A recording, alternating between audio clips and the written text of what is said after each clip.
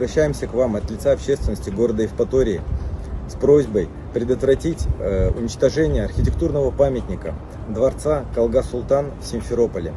Вопреки решению суда и возмущениям общественности на месте археологических изысканий в Симферополе предпринимателями проводится строительство гостиничного комплекса.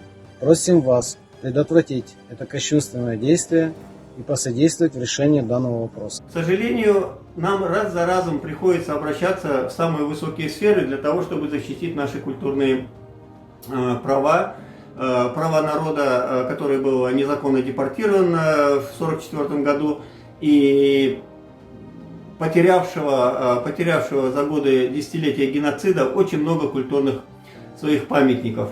Исторический памятник крымско-татарского народа, место, где располагался дворец Калга-Султана, правителя Крымского ханства, он является достоянием не только крымско-татарского народа, но и других народов многоконфессиональной и многонациональной страны.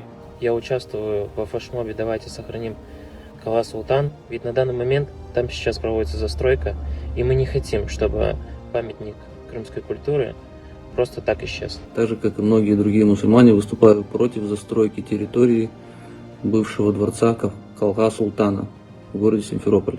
Надеюсь на вашу поддержку, а также содействие в решении данного вопроса.